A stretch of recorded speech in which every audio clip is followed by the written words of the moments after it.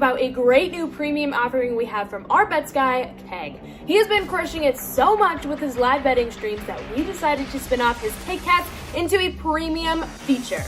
The first 5 shows, we were profitable all 5 shows. The show was up like 15 units about, and, I crush. Subscribe today for just $10 a week and gain access to all of Keg's live betting streams covering tons of sports, including the NFL playoffs, MMA betting every week, PGA, March Madness, the NBA, and NASCAR. Last season, Keg and the crew crushed in NASCAR with cashes in over 30 races for well over 130 units of live profit. Put it on the boy for your boy Keg to get Blaney home at 14-1. Put it on the board for your guy Keg to get that Larson top 5 plus 105 home. Let's go! Learn how to live bet and tail Keg and his crew with this amazing subscription offering. Also included is access into an exclusive Discord channel reserved for Keg's subscribers. Last reminder that it's only $10 a week, so get on board today with Keg and keep running pure.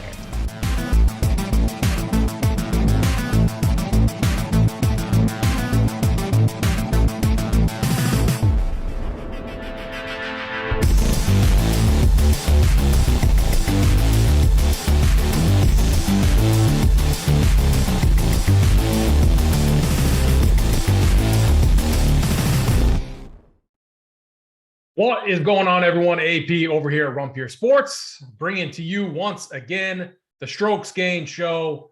We're back to our normal schedule. We'll have the Tuesday show. We'll have the Wednesday premium show, members only. We like to have a lot of fun on that show. It's a good time. Usually goes late into the night also. So if you're not a member, sign up. We got a couple promo codes going on right now, but I got to kick it to my guys. We got Hoop, we got Snyder. Hoop, what's going on, my man? How was your week last week, and how are you feeling about the Waste Management Open this week? Yeah, I mean, this is one of the events that I really look forward to on the PGA schedule. I mean, it's just so fun to watch this event. I mean, with the 16th hole or whatever, the par 3, and then you got the drivable par 4 right after it, kind of risk reward par 4, where you can definitely drive the green, but then there's water right there on the side. So, this kind of is one of these, Torrey Pines, obviously we had a good field, but this one, I mean, 18 of the top 30 in the world are here. So this event's gaining more and more traction. I think more of these top golfers want to be a part of it. Looks like a fun event, obviously, to go to. And now apparently looks like the golfers are wanting to come here. So it's a loaded field, 132 golfers or somewhere in that range. And a lot of, big names, and it starts at the top with John Rahm, so we'll obviously break it all down. Looking forward to it. It's been a hot start at Rumpier as well for this PGA season. I mean, some of the calls have been phenomenal, and we really pride ourselves on the PGA team that we built. I mean, we have 6, 7, 8 guys that are fully all in, like with golf content. So very strong team here at Rumpier Sports on the golf end. Hot start to the season, and we're going to get another good one here this week. Yeah, it's been a hot start for sure, led by you, honestly. You've had some monster hits, and we've had some members with some monster hits as well. And I'm liking how this event is shaping out as well. Snyder, what's going on, my man? How was your week last week? And how are you feeling about the Waste Management Open? My week last week was going good. Like the first 2 days were just absolutely really good for me. And then all my guys just decided to die on me on the last 2 days. So that was kind of rough to see. I had like 3 guys MDF, which I haven't seen that in a while, but it was all right. I mean, I didn't lose everything. I had a decent return, but it wasn't anything like the previous weeks. But definitely looking forward to this event. This is one of the best events of the whole year, like Hoop was saying. I mean, there's so much going on here. And we're going to see some tougher holes on the front 9, and then the back 9 is where all the fun is and such. But ready to get back into this, and we're going to dive into this here. Pretty pumped for this.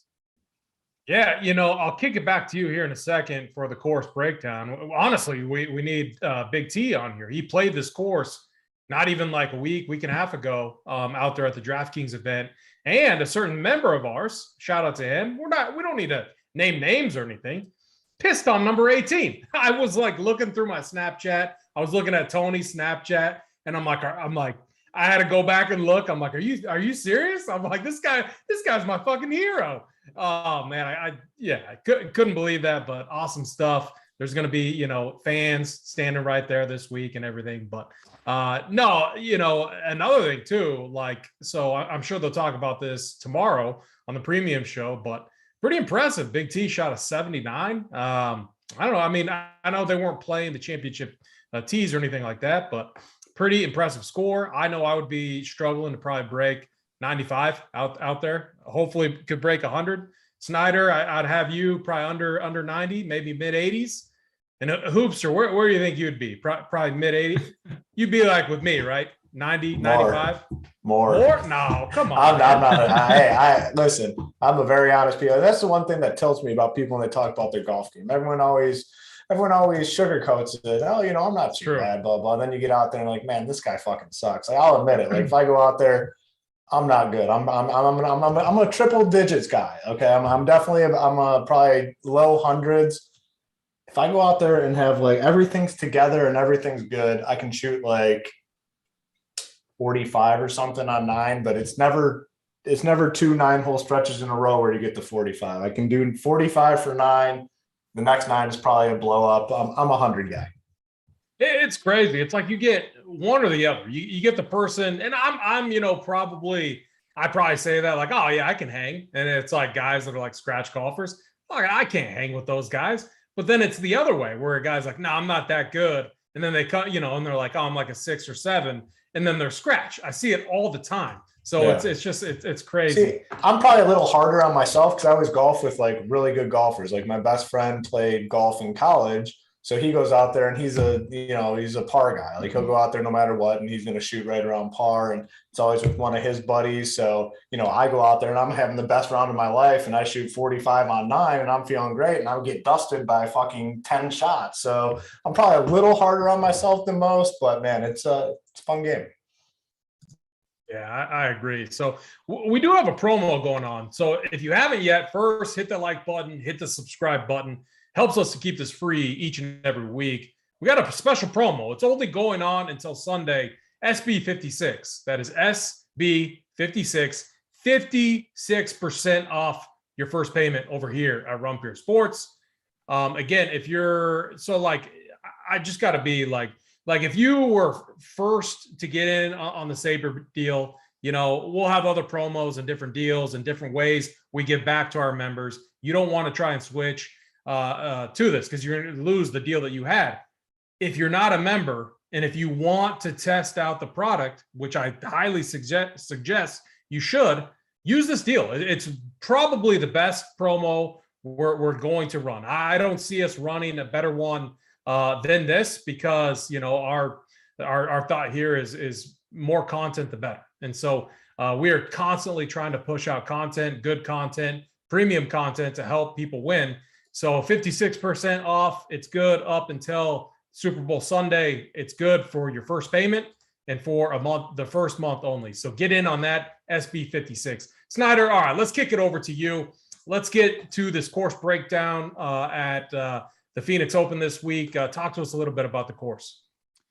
Yeah, we're at the biggest party of the PGA Tour season here at TPC Scottsdale. We're going to have 132 golfers in the field this week with the top 65 in ties making it, which means we could see upwards of 50% of the field making the cut. So it's going to be interesting from that aspect as we could go more starts and scrubs. We'll get into that more as we get going. But this track's going to play as a par 71, 72, 61 yards. The course has been larger than average. The course has larger than average greens at just over 7,000 square foot. The Bermuda greens here are overseed with POA and are going to run really fast, like right around 12 on the stump meter. So that's moving along. That's one of the faster on tour. One of the best finishes to a golf event we'll see all year here with the 16th hole of the stadium course. That place is just always a ruckus party. And then the 17th hole, which I think the 17th hole is just as interesting with that risk reward there. I mean, it all depends on your drive there. You have eagle and double bogey both in play, depending on your tee shot, how aggressive you want to be. another thing with that 17th hole is you're going to see a lot of golfers hit the green in one, but they're going to have 70 to 80 foot putts, and we're going to see plenty of 3 putts here to absolutely tilt us as well. The front nine is going to play much tougher, most notably like the 4th through the 9th holes. Those are going to play the toughest on the course. It's got 3 par 5s on this course, and they're all going to be reachable in 2 for the most part. All 3 par 5s have eagle rates of 2% or higher and birdie rates that are reaching near 40%. So there's going to be a lot of scoring on these 3 par 5s. So you're going to need to be well on that. Long and straight off the tee is preferred here. Golfers are going to find some desert-type surfaces off the fairways with plenty of cacti to cause these guys problems. So definitely want to be finding the fairways off the tee as much as possible. 10 of the 11 par 4s here are going to play in that 400 to 500 range, leading to a majority of the iron shots being in that 150 to 200 proximity ranges. Some key stats I'll be looking at here, strokes gained approach, total driving, par 5 scoring, and opportunities gained. Yeah, you make a good point there. So what I remember from this, and I, it's always right before the Super Bowl. I'm always like, I always love this week. My Chiefs are usually in the Super Bowl of late, not this year, obviously, but it's always a week. I love to hammer. I love to hammer this event. It's one I watch very closely. It's like we just always have a ton of action in up and through the week, and then it's Super Bowl, Sunday, and we're obviously going to hammer it. So the thing I remember is you got to hit these greens. Like I remember Webb Simpson. I think he was chalk last year. And do you guys remember that first round? Like he was chalk. Everyone played him, fair price tag, and he hit 15% of his greens in the first round. And he shot like 2 or 3 over. I mean, he just got off to a disastrous start. He ended up making the cut. But I went and I looked at all the different rounds that players had. The guys that did good hit greens in regulation. The guys that didn't hit greens in regulations. What this tells me, approach game, iron game is going to be very important here. So that is something I'm looking at. And that's true going back the last few years. So the other thing, too, to keep in mind, if you're celebrating victory lapping after day 2 or 3, or 1, don't do that. But even after 3, like don't forget, Brooks Koepka, he shot 6 under to come from behind to win last year. Carlos Ortiz shot 7 under to finish T4. So you're not safe here because these guys, like there are going to be low scores. And so it's just definitely a very fun event. Let's get into it, how we do it each and every week. We're going to go tier by tier. Hoop, I'm going to start with you. Let's start with the 10K and up range like we always do. What are you doing with this range this week? Yeah, so I mean, we got 5 golfers up here in this range, and obviously it starts with John Rahm at 11.6. And for me personally, I've talked about this for the last few months. Like John Rahm is in a tier of his own, and I still believe that to be true.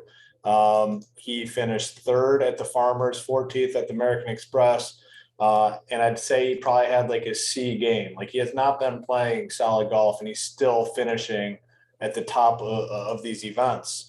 So John Rahm at 11.6 is the guy that I clearly have a lot of interest in. I think he's the best golfer in the world. And like I said, I think he is separating himself from the next group of guys.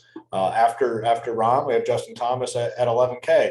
And, and Thomas is a guy that I have a lot of interest in. This week, it comes down to how comfortable do you feel with the bottom range of this field?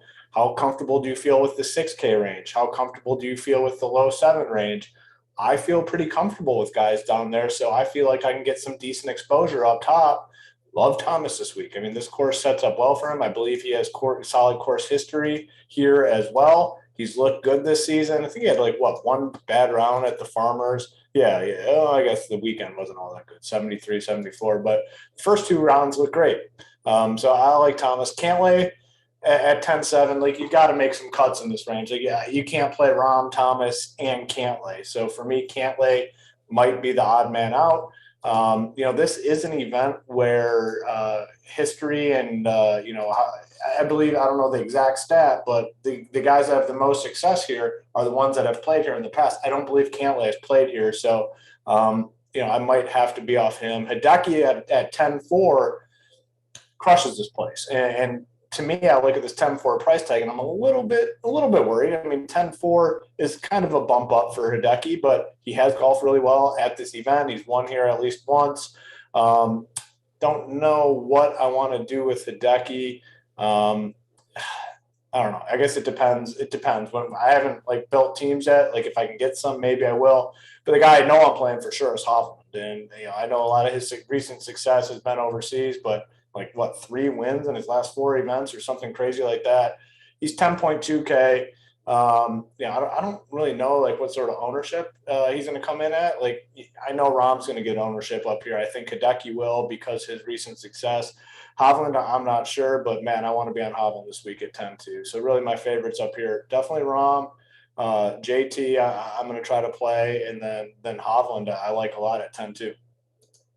Yeah, I'm going to end up agreeing with you quite a bit in this range. I mean, I know I'm a little biased with Justin Thomas, but I mean, it's, I'm looking at approach, I'm really leaning heavily on approach this week, and, Rahm, JT, Hideki too. He's one guy, I think I auto put him on my fade list, whenever he's over 10K, but I got to rethink that this week. I really do, because the one thing that stands out, when you mentioned him, Hoop, I went and looked his approach game over the last 3-4 rounds or events, not even rounds.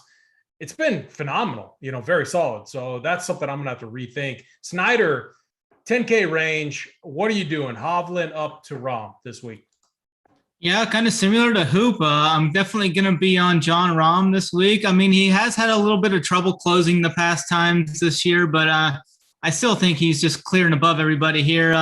Couldn't make birdie on the par 5 18th at the Farmers, which I thought he was going to. I mean, I was live betting him 2 or 3 times throughout that day. Just thought he was going to come through, but didn't work out from there. But definitely think he's a clear top play in this field. He's once again a huge favorite over all these guys in the betting markets, in the matchups, and the clear favorite here. So I definitely think he's definitely number 1 for me in this range. And then JT's right down there too.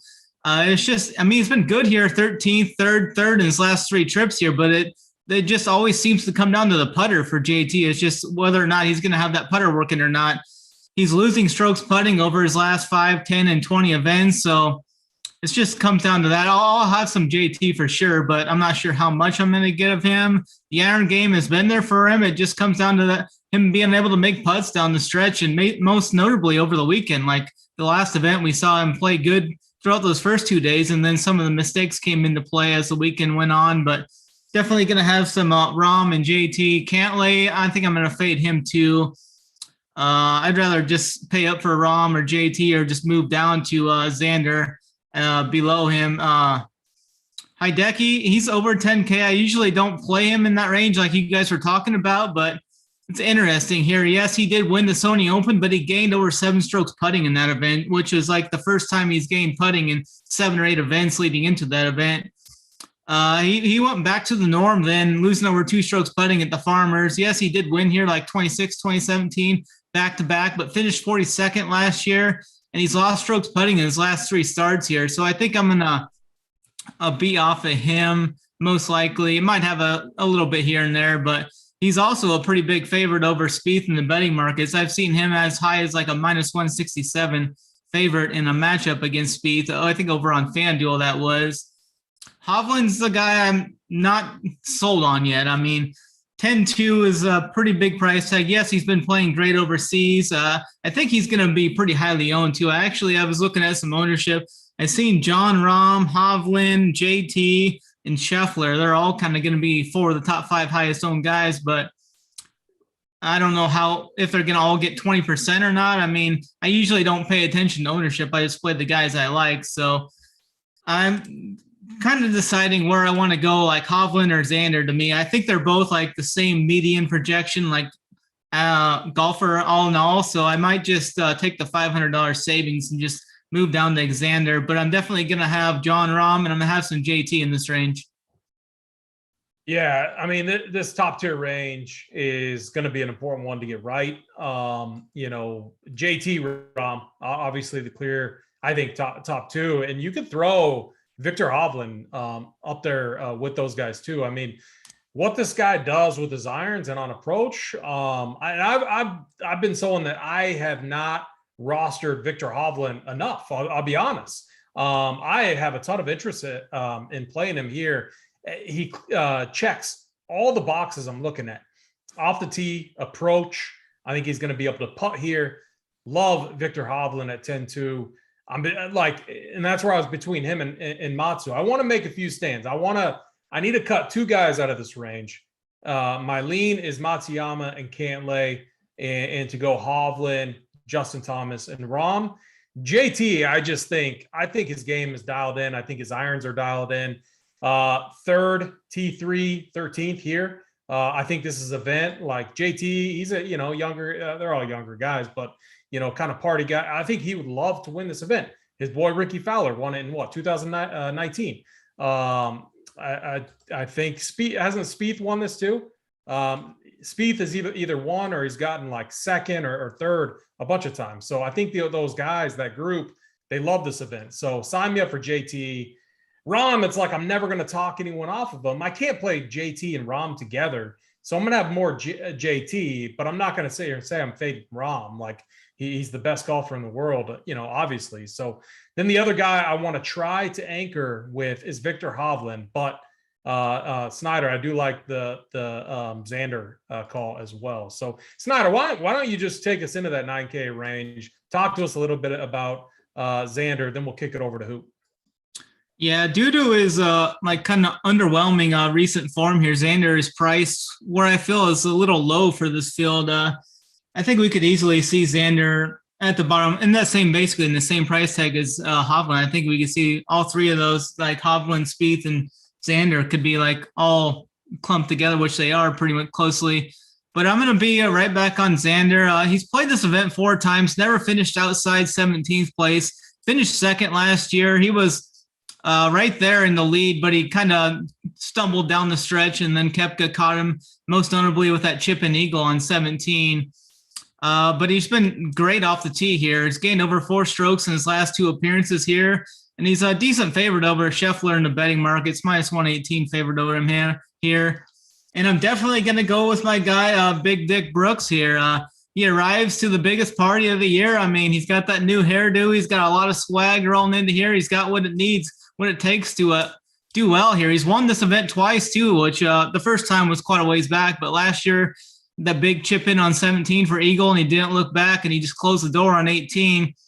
Kind of took 3 years off of this event before he came back last year and won, but I think he's definitely this isn't a major and all, like we usually like talk the Brooks in the major, but this is like kind of like the people's major. So maybe we see Brooks kind of go back to back here. We've seen him go back to back at the PGA and the US Open. So what's keeping him from doing that here? Interesting guy here is Daniel Berger. If he doesn't withdraw before the event starts, I think he's good to go. I was kind of wondering if he really wanted to even play last year. He had a stretch where he didn't play that event for like 3 or 4 years, and then played it the 1 year and won it.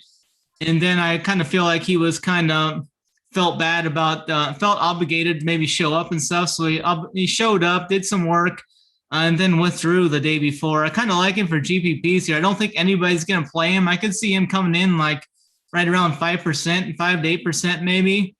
And I think he's got solid form here. Finished T15 in 3 of his last 5 starts here, so I like that. Scotty Scheffler's picking up a lot of steam, it sounds like, around the industry. I think he's going to be the highest owned guy in this 9K range pretty easily. He's had trouble closing on Sundays too. He finished 7th last year, mainly due to a hot putter, and he did shoot his worst round of the event there on Sunday. So I worry about Scheffler being able to close here, like always. So I think I'm going to get off of him if he's going to be super popular, and then just drop right down and go with a guy $100 cheaper. We got Bubba Watson there.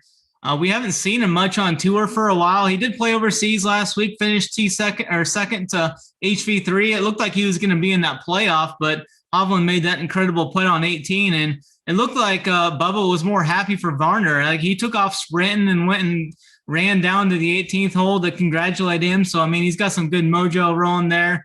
He loves this event too. He's got 5 top 5s in this event, including 2 of his last 3 trips here. And I expect him to be at least, probably a half, maybe less ownership than Scotty. So I'm going to go Bubba over Scotty there. And I'm going to have Xander and Brooks at the top of this range, and I'll have a little burger in GPPs as well if he ends up teeing off.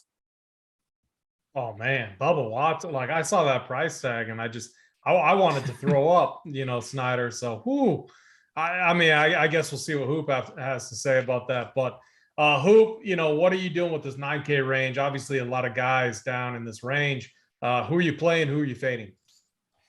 Yeah, I mean the Bubba at 9K. When I think of Bubba here, all I can envision at this course. I know he's had success here, but like that 17th hole, he gets up there and just slices that fucker right into the water, because the water is right on the left, isn't it, Snyder? Am I thinking of the right right hole? on the left. Yeah, I can just see him. He's gonna hit a baby cut right to within about 7 feet and make you go. Fuck that. I'm not paying 9K for Bubba. I'm with AP on that. With you though on Schauffele, 9.7. I mean, he could easily be in the 10K range this week. I think you're getting a little bit of a discount to T2 last week. I mean, I just play him almost every week. He tees it up. I mean, just for the most part, like he's going to, make the cut and have a solid finish most weeks. And I'll take that. The T2 last season at this event, I'm in. The guy though, man, that worries me is freaking Spieth. I mean, when he starts playing well, he just strings them together. This was the event last year where he started that run. I mean, we weren't even considering Spieth up until this Phoenix Open. Something clicked, and then he goes. Last week, something clicked. Does he go? I think I might play him. I mean, what's the ownership looking like, Snyder? Do you have any? Is it low? Let me check. No, I said let's go. Yeah, I love Spieth this week. Yeah, I mean, I've been off him since things started trending poorly for him. Like obviously something went really wrong, but man, how many times have we seen it from him? When he clicks, he just goes. I'm hoping the ownership's low because I don't want to play a ton of them. But if I can get him, he's gonna be in that 13 to 16%. I'm good with that. Then I'm good with that. Yeah, as long as he's not in that 20 range. Like honestly, I don't look at ownership. I don't same here. I'm with you. Like if I like somebody, I'm gonna just play him, and I'm gonna play a lot of them. With Spieth, I want to know what he's owned. If he is going to be low teens, and I can play 25% and get double the field, I'll roll with it. I mean, we know what Spieth is about, man. Like it's all momentum, it's all mojo, it's all just like how he's feeling. He got that step back last week, so I'm in on Spieth as long as that ownership stays low, which I think it is. Brooks, I don't know. I mean, I feel like with Brooks, you either play Brooks or you don't play Brooks. I don't play Brooks typically. 9-4, I'll fade. Sammy Burns, I mean, a guy that, since the inception of RPS has treated us really well. And, we were playing Sammy Burns like right out of the gate when RPS launched. And he was cheap then, very cheap guy and got us a lot of W's. 9-3 now, and he's got to do a lot. His game has not looked great. So I'll be out on Sammy Burns. I like the guy. I think he's got a lot of potential, but there's too many other guys for me this week. Berger, yeah, I mean, when I look at Berger's name, all I see is that swing from what event was that? Was that Torrey Pines or at Torrey? That looked rough in that. Farmers. Yeah, now he's got 2 weeks under his belt to get that situation straightened out. I don't know if I'll go there. I mean, I don't know. I gotta see. I guess I'm kind of with you, Snyder. Like if he's going to come in at like 5 or 6% own, and I can play like 9 or 10%, and get double the field, maybe. I mean, all these guys. I mean, they're professional athletes. I mean, these guys get dinged up, they get better and bounce back. Like 2 weeks off, I gotta see. I gotta check the ownership on him. I am on Scotty though. I mean, I'm a Scotty Scheffler guy. I typically play him. I just want to be on him when he gets this win. I think it can come at any time. I think he has a real big season. 9-1 to me, fair price tag on him. So yeah, a lot of interest in this range. Most interesting though, I think, is Spieth. I mean, if he's going to be lowish owned, I want to be on Spieth. I just want to say one thing about Spieth. He was 5 under heading into that Saturday round. He hit like everything and within like 7 foot. It was like his best ball striking day ever. Shot 63, 9 under, and then was in position and then kind of faltered down the stretch, which, I mean, I'm not sure. Do you have any take on just that one round? I do, because I watched that entire round. I mean, obviously he missed the putts, but man, he was, I mean, there was probably 4 or 5 putts that, I mean, he was on the edge. He had a couple that just ducked out at the hole. Like he was on, he was so damn close on like 4 or 5. I didn't play him last week, so I was thankful that these things weren't going in, but man, he was burning edges and just coming up just short, like on probably 5 or 6 putts on Sunday. Yeah, so my take on Jordan Spieth, basically what you said, Snyder. Yeah, his approach game was on fire. He gained 6 strokes on approach last week. He gained almost 1.5 strokes off the tee, and the putter was fine. Obviously it wasn't good enough on Sunday, but he gained over 2 strokes on the field, and we know he's a guy that leans on the putter. So like when those irons are dialed in, this is a guy that could just like torch the field. We all know how lucky he gets. I'm with you. My take on Spieth this year is like, I think it's you got to move quickly onto him. Like you got to see it and then move on because he's a guy that can just, when he gets going, he gets going. And it's one of those is you can't just like wait and see. So I'm in on Spieth. I think he's a good play. And then you got Xander. Like I think the safer play in this range is obviously Xander. Finished T2 here last year. T16 the year. I mean, his course history here is phenomenal. So, I mean, Xander is going to be up there, obviously. Then I think you got to make cuts. So for me, I'm off Brooks Koepka. Something's wrong with his game. I'm a Brooks Koepka guy. Like something is obviously wrong with his game. He's been terrible. There's zero chance I'm playing him. There's zero chance. I'm not playing Daniel Berger either. I'm probably going to make a stand on him unless like he comes out and he's just like, yeah, everything's perfect. Everything's fine. I mean, if he came in here healthy, he grades out as one of the better golfers. His approach game ranks first over the last 24 rounds. His ball striking ranks second. Like those are 2 metrics I'm highly looking at. And he has decent course history. A T9 here in 2020, T11 and T7 in 17 and 18. So obviously he can get it done here. I just am concerned about what I saw there at the Farmers. I think something like that, especially at back, takes a little bit more time, and so I hope he's going to get talked up. I hope he's going to be higher owned. I'm going to be most likely off of him. And then Scotty Scheffler, I'm interested in. Like I don't know if I love the guy. If he falls into my build, he falls into my build. There's no way I'm playing Bubba Watson. Like I get what you're saying, Snyder, and this could bite me. Like the guy has phenomenal course history here, just like Hideki might bite me too, because I'm probably going to fade Hideki. But I can't pay $9K for Bubba. So I would much rather try to get up to Xander or Spieth. Those are going to be my 2 kind of strong flag plants up in this range. And then I'm probably going to make a lot of fades there from Koepka down to Bubba Watson is where I'm going to be. So why don't you take us into the 8K range? We'll just keep things going. I mean, this like you guys said, like this field is stacked. I'm really pumped for this. Like I think we have a lot of good golfers here in this 8K range too. So I'm really curious to see what you have to say.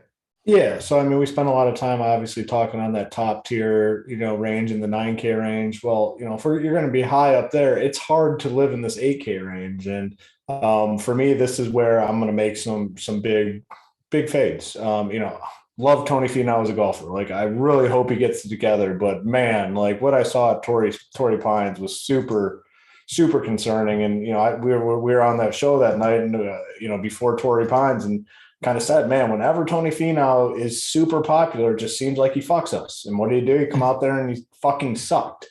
So I got to see something with Tony. And, if Tony comes out and he crushes at the Phoenix Open, I'll be happy as hell for him because I like the guy. But I'm not playing him. His game just is not looking solid. Louis Oosthuizen was a guy that got super hot last year, played well. Hasn't played this season. I'll take the wait and see approach on him. Fitzpatrick, looked pretty good last week, 8-7. Just not doing it. I will play Webb. I'm a Webb Simpson guy, 8.6K. I think Webb does have a good season. And I think, Snyder, you can touch on a little bit, but the metrics for Webb and everything was, I think, solid last year. Just couldn't get something all together. Maybe it was the putting. I don't know what it was, but I'm gonna be back on Webb. Adam Scott at 8.5. I don't know. Like, I don't really play a ton of Adam Scott. It does look like though he's been golfing pretty well overseas, but I'll be off him. going to be back on my boy Seamus. I know Snyder, you're probably going to be off of him, but I'm going to give him another chance here at 8-4.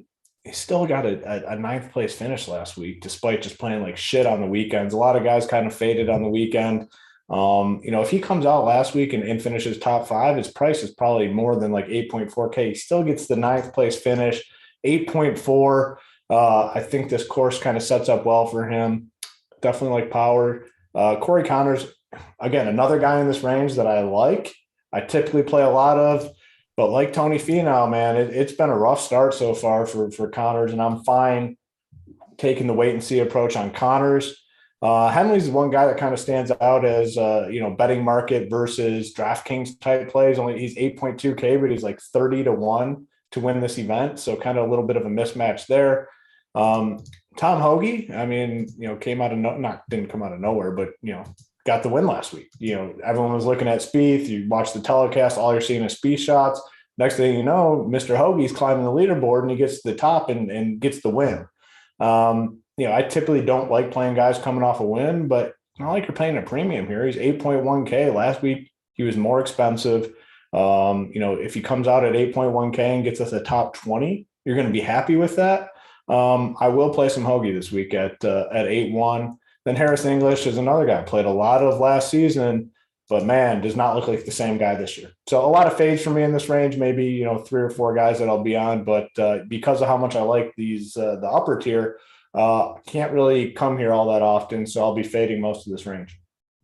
Yeah, the Hoagie one is interesting. Like I usually fade golfers like coming off a win, but his irons and stuff look so good that like I have him checkmarked too. Like I think I'm going to play him as well. So and the other thing, it's not like he popped up and got a win out of nowhere. He got a second place this season too. So something's clicking with his game. Like he's playing good golf.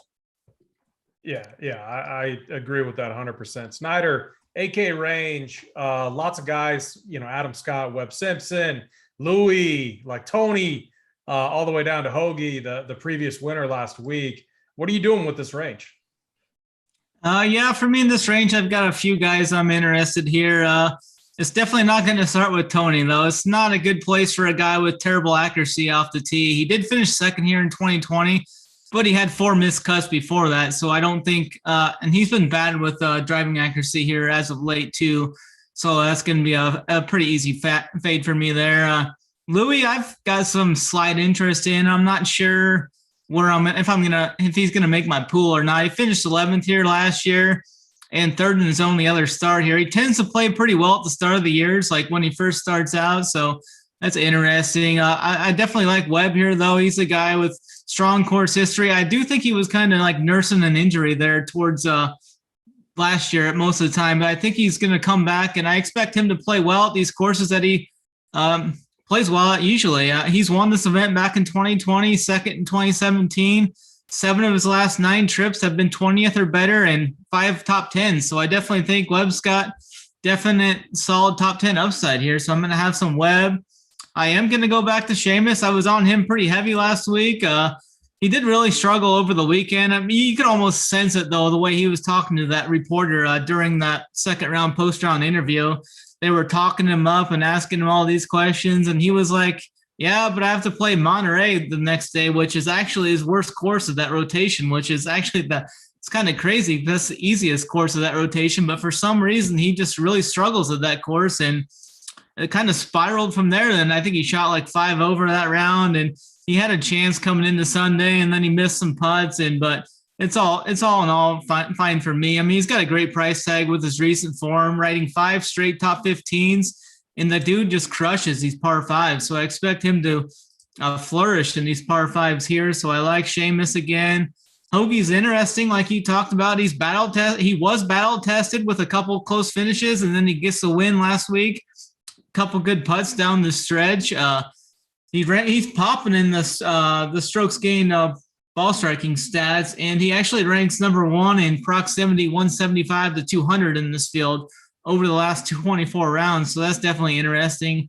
I'll have some Hoagie again. I think I'm going to play Hoagie over Henley actually too, because I think Henley's going to be the more popular guy. He's definitely popping in all the stat models too. He projects to be one of the highest owned guys of the slate. I think he's one of the top 5 highest owned guys. He'll be in that 20 to 25% range, it looks like, early in the week. He's got real strong recent form, though, too. 14th at the Amex, second at the Sony. His recent form has been up and down, though, at this event. He's went 30th miscut, 15th miscut, 16th miscut in his last 6 trips. So if that pattern holds true, I mean, he should miss the cut this week. So it's definitely interesting there. He's hit under 64% over the fairways in every trip here, though. So that's definitely scary if he's going to be playing from the cacti and stuff all week. So not much for me personally in this range outside of some Webb, Power, and Hoagie, most likely. Yeah, I like to hear that because, like, just a function of how my rosters are going to look this week. So, like, if I like guys like JT, Rom, Hovland, Spieth, Xander, and I'm trying to play multiple of those guys, it's going to take me off of a lot of guys in this range. So Finau, he's going to be in my fade as well. So you guys confirm that for me. Louis, I didn't like. Louis has good history here. We haven't seen him much lately. Like, I really didn't know what I wanted to do with Louis. Like, I'm not going to talk someone off of playing him. I think for me, it's going to be a function of roster construction that's going to take me off of him. It's going to take me off of Fitzpatrick and probably like off of Webb. Now, Webb may land in, like, if I'm in Amin, may land in a few builds. Obviously has win upside here. He has a second place finish in 2017. So I'd never talk someone off of him. We haven't seen like that much of him. He didn't look impressive at all at the Sony. He could pop up and do very well. I would rather side with some of these guys down here that I do think I'll be able to fit into my builds that have been playing very well of late. Seamus Power, one of them. Like, he's been outside of, the weekend. This guy's been, you could argue his form coming in here is some of the best easily in this field. T9, T14, T3, T15, T4, his last 5 events. That's insane. This guy should be like 9K or more. Easy. Corey Connors. So Hoop, you said you're probably, you weren't sure what you're going to do with him. I just don't see him missing 3 cuts in a row. I think he's too good of a golfer. I think his approach game is, I think he's making the cut. And I think, I'm not like crazy getting overweight on him, but 8-3 feels like a discount relative to the upside that we know he has. I think what we could see, T45 in 2020, T17 and 17, I wouldn't be surprised at all if he like finished inside the top 10 this week. So I think he's a guy that could anchor some of those double stud builds and then fill in with a couple punts. And I feel very good about that. Russell Henley in that same boat. I love the Vegas odds on him. They're by far the best in this range. I'm gonna have shares of him. And then Tom Hoagie, like we talked about, that he checks a lot of boxes. Like, I know he's coming off a win. Usually I fade a guy coming off a win. Not the case with him. That second at the Amex, first last week, kind of came out of nowhere. Like, wasn't expecting, him to win at all. I feel like he comes in with less pressure on him. And so I think he could have another strong week. So I like Tom Hoagie. Let's start doing kind of our top. We used to do our top 2 favorites in this range. I'll start. I'll say Corey Connors, and then I got to say Seamus Power. I'm just going to go with those 2 guys. Hoop, did you have a kind of top 2 in this mid-tier range? I'm going to go Webb. And I think I liked Hoagie, and you guys kind of verified that for me. So Webb and Hoagie. Gosh, yeah, I might have to.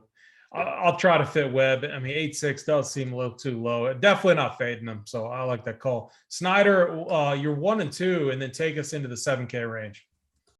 Yeah, I don't think Hoagie's the type of guy to be going out and getting too crazy and wild and partying and stuff. So I mean, he's definitely a good guy there. I think I might go with Hoagie and Seamus. They're kind of the lower price guys at this in this range. So I'm going to go with those 2 there.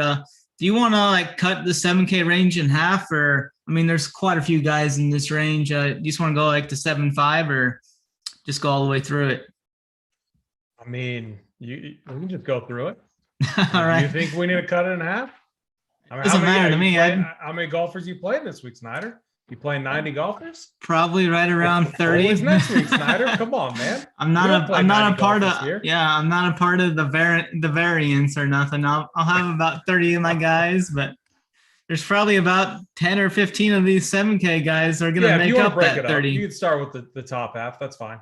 That's fine. Yeah, we got Abe Answer up here, right? I think he's pretty criminally underpriced here in this event. Okay, I get it now, Snyder. Your boy Maverick McNeely's up there, of course. Oh yeah, we'll get to him, but Definitely that's all don't right. I'm looking at this right now. The 7K range isn't that big. We're good, Snyder. Let's right tackle it. If you have 20 guys from this range, we'll take the time. Tell us about your 20 guys from this range, Snyder. It's not that many. He should be able to save some time. His boy Mav's out this week, so I mean that should free up. He is out. Okay. Yeah. Oh yeah, he did just withdraw. So it definitely was hurtful there. I was definitely gonna be on him, but I had a line through him there. But Abe Answer, I think he's pretty underpriced there. Hasn't played this event since 2019, but I think his off the tee game sets up perfect here. He's only averaging right around 290 off the tee, but he finds the fairways a ton of times, and he hits the long irons really well. So I think he's going to be just fine here. He racks up lots of birdies. He's made 20 plus birdies in 3 of his last 5 events. So I think he's got what it takes, definitely in this range. Taylor Gooch has a solid price tag down here, but comes with quite a bit of ownership. He has been kind of struggling off the tee, with the flat stick as of late. His last 3 starts in this event, he's went miscut, 61 miscut, and his lost strokes tee to green all 3 starts. So I think I might just get off of him if he's going to be pretty popular there. I don't want to really play any popular value guys if I don't really love them. So I would have been on Mav, my guy there. Andrew Putnam, I think he's a really good price tag on him too. He's peaking. It looks like he's peaking at the right time, heading into an event where he finished T7 last year. He's went 27th, 14th, and 6th in his last 3 events. The putter's been working well for him. He finds fairways off the tee, and the irons have been right there working with him well too. So I definitely think Putnam's a fine option there. Matt Kuchar, the flop lag of the week. I think Kuch is gonna be I didn't play him last week, but I think I'm gonna jump on him this week. I mean, he let a lot of people down last week, lost 1.5 strokes around the green last week, but he holds some solid course history here though.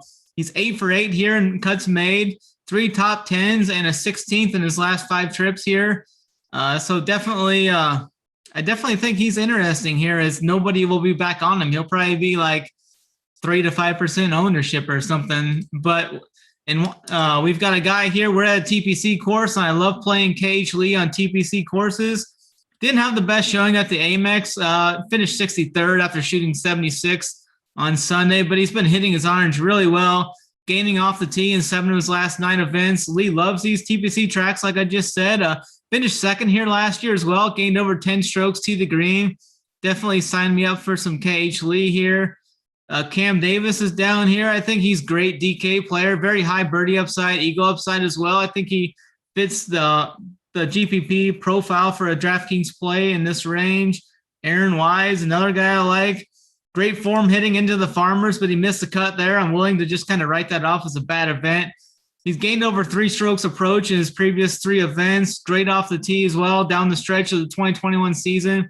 Pretty big favorite over Fowler in the betting markets, which doesn't really say much, I guess. Francisco Molinari. Francisco Molinari is another guy down here. He's kind of like a boom bust guy I like for GPPs here. Finished 6th at the Amex, but then struggled at the Farmers, finishing 62nd, 22nd, and 40th in his 2 appearances here. Did hit a hole in one on that famous 16th hole. I think it was his last time he played here. The putter's been kind of on as of the last 2 events. It just needs the around the green game and those irons to come around. I think Molinari is a good upside GPP guy here. Mito, my guy Mito, he's down here, underpriced. I think Mito should be like priced in like the mid 7K range, like 7,500, 76, 77, somewhere around there. The putter's finally working for him, but that strong iron game that we saw from him last year and early in this year, it's kind of been down a couple of times here as of lately. So hopefully that iron game can come back and he should smash his price tag. That putter stays where it is and those irons come back to like median average where he was last year, I think he could really do something well here, like T15, T10 type of finish here. But that's pretty much it for me here in this range. I know some people are going to go to Ortiz and like Merritt. Brandon Grace is probably another guy people will be on. Strill Daddy's there. Keegan Bradley's got decent course history here. I think I don't know if I'm going to get to him Snyder, though. What do you think Mito's ownership is going to be? Do you guys, either of you have a read on ownership for him this week? Let me see what that price tag is just. See, I don't think it'll be all that high just because this range is pretty loaded. There's like a lot of guys, so I think I can't. I think he'll be in like that 10 to 12% range, somewhere around there, 13% maybe. I don't think it's going to be egregious. I agree, because like one thing I do on Thursdays is I look to see kind of what everyone's doing, the MME people, and a lot of people out there like to play like 90 golfers. And what does that do? It spreads ownership out. So I do think Mito is a guy that could be easy to get overweight on for sure. Snyder, I mean, good breakdown of this range. Obviously a very interesting range. I don't think I like as many guys as you in this range, but I do think we agree on a lot of the same dudes, which is good. Hoop, what are you doing with the 7K range this week?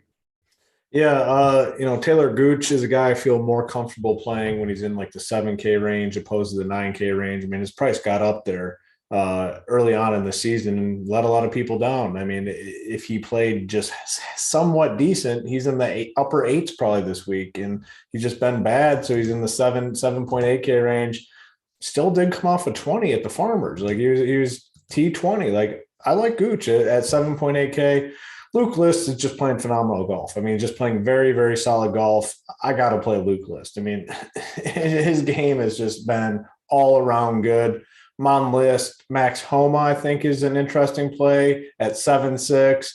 Ricky Flower, I mean, man, are people still playing Flower? I haven't looked at his ownership. Has it been low? I hope so. I don't know. Yeah, I hope people are on him. He's a disaster. I mean, he's going to obviously, I assume at some point be out of these tournaments. Like he's just a disaster. Putnam, I love. I mean, love Putnam. I mean, just everything lines up from this week. Good recent form, great course history, good price tag. Really like Putnam. Kuchar, he's a guy that's just on my list that I'm not playing anymore. I played him last week. I didn't play a ton of him last week. I was probably actually under the field, but he just sucks. I'm done with him. Knox, kind of like Knox. Aaron Wise, I think, is a strong play. Pat Perez, been playing a lot of Pat Perez. I'll go back to him this week. Mito, it's a misprice on Mito, I think. And, looking at ownership, it doesn't look like he's going to be all that highly owned. And like you said, AP, like people are playing so many golfers, it just naturally spreads out the ownership, especially on guys in this range. Last guy here, Troy Merritt. I'll play Troy Merritt. He looked good last week. He's had some solid starts as of late. So give me Troy Merritt as well at 7K. Solid range though. Yeah.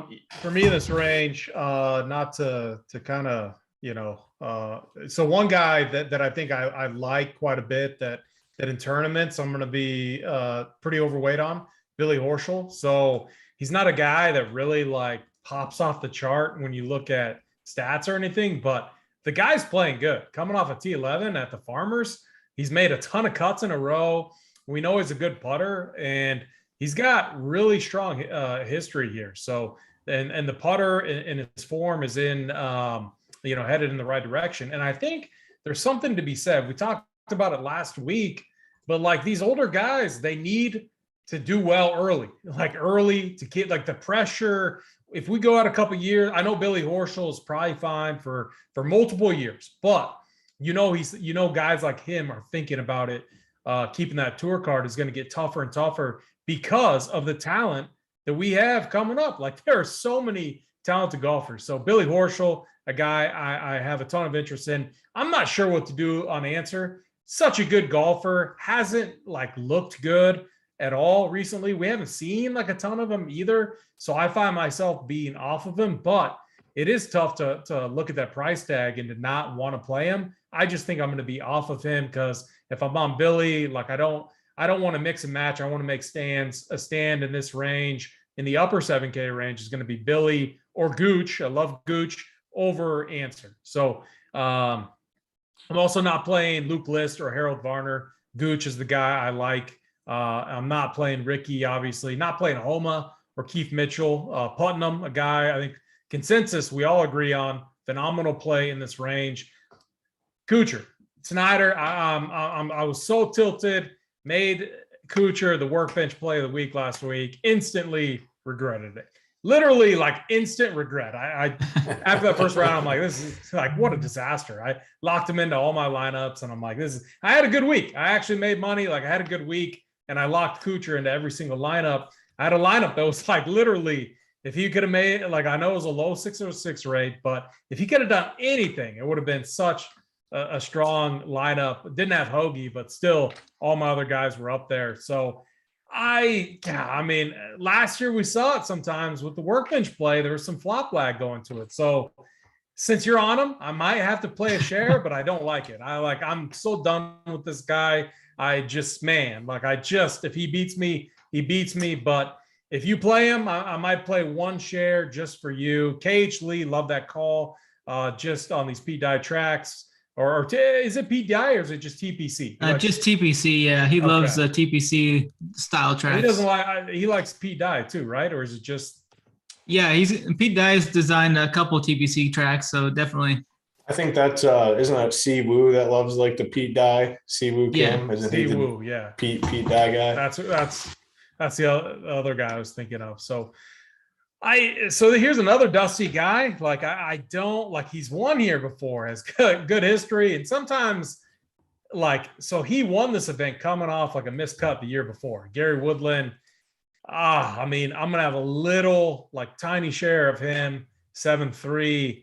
It doesn't feel good at all, but he loves this place. So I'm going to have a little bit, a tiny share of him. Then I think I'm going to make a ton of cuts. Like I've been on Denny. I'm going to hop off Denny. I don't have interest in him.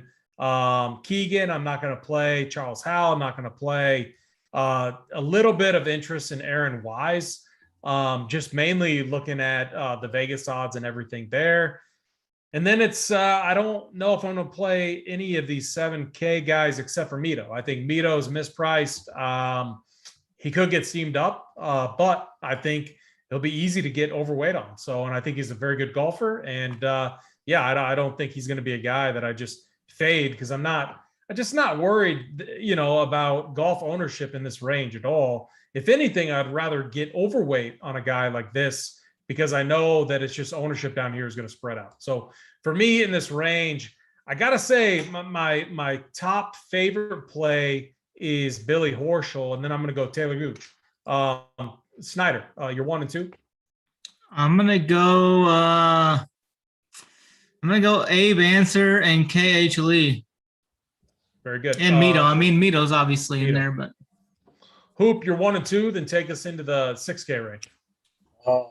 Putnam's number 1. Number 2 is going to be Gooch. I'm going to go to Gooch pretty heavy this week. I think he bounces back. 6K range. I mean, I think this is a lot of times a difference maker on slates like this. Like, are you comfortable going down to the 6K range? And for me, that answer is yes. I have quite a few guys that I'm looking at in the 6K range. It starts at the top with Adam Hadwin. I mean, Hadwin's playing pretty well. Didn't play well at Torrey. That course doesn't set up well for Hadwin. This course does. I like Hadwin at 6.9. My boy Nick Taylor. I mean, how good the Nick Taylor guys? I mean, Nick Taylor, he's just the man. Continues to rack up top 30s. 6.8K, no respect. Last week he was what he finished 14th last week. We put him all the way down at 6.8. And he's one of these hot and cold type guys. I mean, we've seen it, since we've started Run Pure Sports. I mean, he's gone through these cycles where he's good and he's bad. He's good, then he's bad. He's good right now. So you play him when he's good. And the price is really nice too, 6.8K. Definitely interested in him. AP, your boy down here, Nate Lashley, good course history. Didn't he play pretty good last week? Yeah, 28th last week. I think Lashley might have to be in the player pool, 6.7K. I'm going to keep playing Thigala. I think Thigala, I mean, Snyder, got to give you credit. I mean, you've been all over Thigala. And, he played well last week. He was one of the MDF guys, one of the guys that finished at 4 under and, didn't play the final round, but he was very solid round 1, round 2, one bad round. missed the cut. I'm going to go right back to Thigala. I just think he has a lot of upside and is solid golfer. Mr. Neesmith, 6.6K. Really like Neesmith, Wyndham Clark, Higo. I'm just going to start rattling off some names. Bramlett. I'm good going back to Bramlett. Last couple events, not all that good. I think he can bounce back here. Kramer Hickok at 6.4K. I think he's a solid play. Mr. The Postman at 6.3. There's a couple more down here. This Ekro guy, don't know much about him. It sounds like he definitely has some upside. He was an MDF guy last week too, wasn't he? Yeah, he was right at four under, and there's like a ton of those guys. So don't mind him. What's up with Malnati? Malnati, back-to-back cuts, 6.1K. Chapel, I like. And last guy, Mr. Kevin Tway, 6K flat. I'll be on some Tway. I think it's pretty loaded range. I think this is where we can kind of, make the difference in our lineups versus our opponents by being comfortable and coming down here, because I have a lot of interest in these guys down here. Yeah, I like you named off a lot of guys that I have circled and that I'm on, and one might be the notebook play. So I like to see that. Snyder, what are you doing with the 6K range this week? Yeah, there's a lot of guys in here that I have some interest in. I'll Hoop hit on him. Hoop's guy, Nick Taylor, solid cut maker. I mean, he's just underpriced. I'll have some of him for sure. Ches is an interesting GBP guy. He's definitely boom bust. He's had 2 top 5s here in his last 5 starts, but he's also had 3 missed cuts with that as well. So he's definitely interesting for GPPs. I think he lives in this area too, so he's got that going for him. Michael Thompson's another boom bust guy as well. As of late, he's went miscut 11th, miscut 5th, so maybe he'll get another top 15 here. Those are over his last 4 starts. I definitely like Sahith here again. He's got a ton of upside. Just continues to struggle in that one round every event, it seems.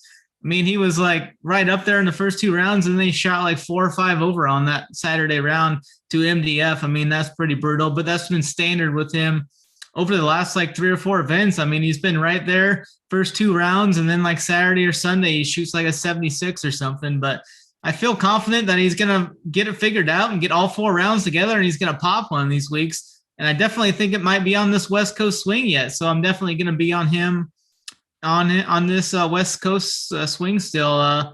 Adam Long's interesting. He finished 8th here in 2020. Brendan Steele's a West Coast guy. Not in the greatest of form, but he's had pretty good history at this event. 30th here last year. From 2012 to 2018, I mean, that was a while ago, but he had 4 top 10s and 3 top 26s in those 7 years in that span. 6.5K is decent for GPPs. Ekrode, I like him as well. He lost 4 strokes putting last week to MDF. JT Postins, I think he's a fine guy. Finished 25th at the Amex before missing the cut at the Farmers. It's always with the putter with him as well. I mean, that kind of seems to hold him back. He did finish 11th here last year. Actually has gained over 4 strokes putting in all 3 trips here. So I think he's found something with the greens he likes here. So I'll have some Poston and a few of those other guys that Hoop was naming down here in the low range. Definitely think you could take some stabs on some of these guys. Yeah, I think so. Naturally, if I like some of the studs this week, it's going to lead me at least to, a couple pieces down in this range, even though I do think, as we talked about, like there's some underpriced guys in the lower 7K range, like Wise, Pga, obviously Hadwin. I'm with you on him. Hoop, I think he's a solid play in this range. Let me just go through here. Kirky, probably not. Nick Taylor. So Nick Taylor, another guy. I've actually been playing him too. 5. He's made a ton of cuts in a row. He has some okay history here, but the ball striking's good and the putter is good. So this is a great time to play Nick Taylor. 6.8K. Have a ton of interest in him. Nate Lashley, a T3 and a T17 here. And he looked good last week at Pebble. He's a guy, he's a good approach player, good iron player. I have a ton of interest in him. Garrett Higo, another guy I had check marked I have a ton of interest in him. I think the putter is good. He's a good all-around, player. Obviously has a PGA Tour win already. I think he has two wins on the European Tour. Is that right, Snyder? That's Higo, right? Yeah, I think he's won a couple times on the Euro Tour. Yeah. Yeah. So, I mean, he's a guy that obviously knows how to get it done.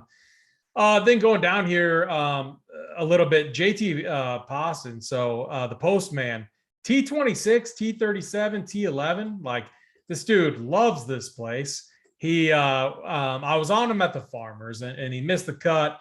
Obviously, didn't play well. He played well one round, the other round not so well.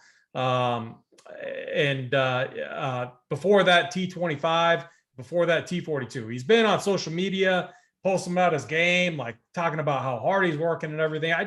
He looked good at those other two events. Like, if you take away one round at the Farmers, I believe that was a 3-round event. Like, he would have been right there. So 6'3", like JT, like, man, the postman makes my stud and value builds work. Like, I can play multiple guys up top, plug in JT Poston down here at the bottom, and I'm looking really good. So I have a ton of interest in him. He is the notebook play of the week this week. I was actually between him and my boy Nate Lashley, but I got to side with him. And the thing is like, I might have a couple builds of both of them just because their course history here is so good. So two guys that I have a ton of interest in, and no one's gonna play this guy. Maybe his mom, maybe AP. Even though Hoop actually played a few holes of golf with them, I know for a fact Hoop is not going to play him this week because he has missed like 9 cuts in a row. It's been crazy. But when you look at it, like, it's always been like one round, or it's been like a 9-hole stretch of golf that's absolutely screwed him. Outside of that, the ball striking isn't terrible. The putting is good. Like, his putter is fine and trending in the right direction. He has good history here. He's made 4 straight cuts. He has a T5 in 2018. Cheston Hadley, 6'2". I'm going to play a little bit of him. Not much. He's going to be in a couple of my builds this week. I think he makes the cut. I think he ends his stretch. I mean, if you go and look at it, it's a rough stretch. That's why don't look at the game log if you play him. Don't look at the game log. He's a people's guy. I mean, he's a dorky guy, but a people's guy. I mean, what do you think he weighs? What, 130 pounds? He is thin. He is very thin, but it did start. I mean, I don't even know if I ever told this story about him. Real quick, like, it started raining at that Pro-Am, and as I already mentioned, not a great golfer. Okay, so it starts raining, and we get to the second hole with him, and it started coming down hard. So your boy, not only was it raining, but had some drinks in him. So I go back off the tee. Woo! Club totally like comes out of my hand because the glove's soaking wet. Swing, duff it directly into the ground, missed the ball. Your boy Chesson comes in with a brand new glove for me. He goes, "Here you go. You might need this." I'm like, "Yeah, I definitely need it." Real good dude, though. Real good dude. That's funny. That's a good story. That is funny. That was the last hole you guys played, right? Yeah. And it got rained out, but yeah, super nice guy. But man, that box score, yeah. If you play Hadley, definitely don't look at the recent results. Yeah, he's a 150 max type guy. Like, I'm talking 5%. Like, the lowest. I usually try to cap my lowest exposure around 7%, maybe 5%. So he's going to be in that range for me. Definitely not like someone I'm high on, but someone like Poston, like I might be more like 15 to 20% because I want multiple pairings with multiple studs up top. So that's how I'm going to get it done. I'm going to anchor it with the postman down below. I'm going to have some other shares of Nate Lashley as well. But then Nick Taylor, another fabulous play in this range. Snyder, did you give your 1 and 2 in the 6K range? I'm going to go with Sahith, and then I think I might be with you on your guy Poston down there in the low 6Ks at 6'3" is a pretty good price tag for what he's done here at this event, I think. Yeah, I like that. Hoop, what about you? You're 1 and 2 down in this range. Definitely got to go Nick Taylor, and then Nick Taylor, then Neesmith. I like Neesmith quite a bit. Glad you mentioned that. He was the other guy that I was actually really high on. So Neesmith, hold on, let me bring it up because I had his results here. I think are really good. Yeah, so he's a T7 here last year and made 4 of the last 5 cuts. So and a guy good ball striker, good approach player. So yeah, glad you mentioned him as well. Let's give our winners, boys. Let's give kind of an outright who we think, not looking at odds, who we think is going to win, and then a deeper shot. Snyder, we'll start with you. Yeah, I'm going to go for my winner with a guy who missed 2 or 3 cuts as he led into this event last year and shipped down everybody's forehead. I think he's going back to back. We're going with Big Dick Brooks here at 30-1 odds. I seen some like 35s earlier in the week, but that's gone. So it's down to 30-1 at Draftkings right now. So definitely like those odds. And then I'm going to go with that long shot. I'm going to go with my guy Mito Pereira at 100-1. I think interesting 100-1 long shot there. I mean, all right. So I get betting Brooks outright. I'm not going to play him in DFS formats. If anything, like I think it would make more sense to do what you're doing, like bet him as a hedge, because sure, he could randomly show up and win, but I mean, it's guy who's looked like an absolute disaster. But I'm with you. Like anytime you get some nice odds on him, like the guy can win. So I'm definitely with you there. Hoop, who do you think's going to win, and then who's your long shot for the week? I think this week, Scotty Scheffler gets it done, gets the win this week. Seems like a course that should set up pretty well for him. Probably 25-1 in most books. So yeah, give me Scotty Scheffler up top. Then down low, I really like Putnam. Everything's kind of trending in the right direction. His game's solid right now. Solid course history here. So give me Andrew Putnam as kind of the long shot to win. Yeah, I'm going to go. We all know that I think JT is going to win this week. I just think his all-around game is just phenomenal. I think he's trending in the right direction. The approach game looks very good. Course history, very good. Checks a ton of boxes. 10-1, so I'm not going to bet it. The guy I like, Hoop, you're going to like this, 150-1.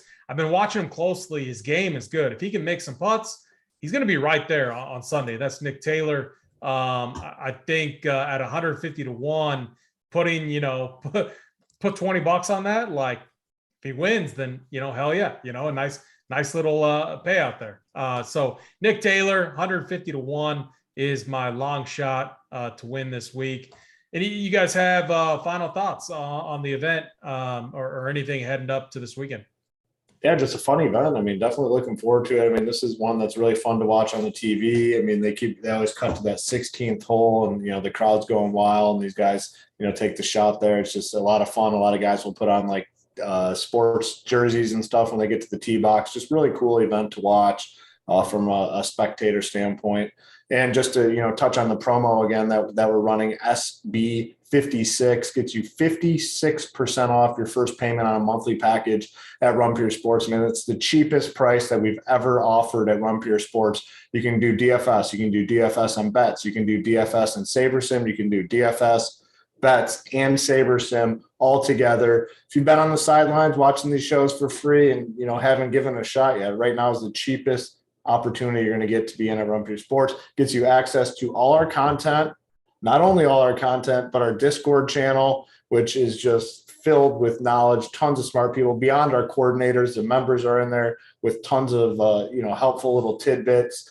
This runs until the Super Bowl. Once the Super Bowl starts, this is over. We're going to have some premium Super Bowl shows later on in the week. The Showdown show with Big T, myself, and Holden is going to be Friday. There is a Print Factory show with Holden, JSU, Dunkel, and ODB. They're going to talk all the betting angles. So there's some premium shows that go along with it as well. SB56, only about 5 more days to get in at the cheapest rate ever for Rumpier Sports content. Yeah, very good. Another thing too is we'll have office hours going on Tuesday or on Thursday, breaking down strategy for SaberSim. This week it's going to be more focused on kind of NBA and up to lock strategy, and then post lock with with making adjustments, after lock. So that will be me, and then I will bring on another person for that show. So yeah, sign up, tune into that show, learn all about Sabre, how to use it. The bet side, we're gonna have tons of props up, tons of everything for Super Bowl this week. It's gonna be a phenomenal time. Snyder, any final thoughts for the week this week for golf?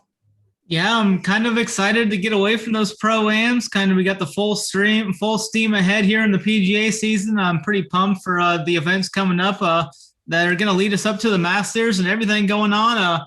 Showdown-wise, we've had some good advantages with the multi-courses, but I'm kind of excited to get back to these AMP, MT times where sometimes we get some slight advantages that other people don't usually see and such. So I'm pretty interested and looking forward to getting into that from that side. And yeah, that's pretty much it. Looking forward to the Super Bowl as well too, with all the stuff you guys are going to have up going for that. And yeah, it's going to be a great week. All right, very good. With that, good luck, everyone. Hit that like button, hit that subscribe button, use the code SB56 helmet. Get us out of here.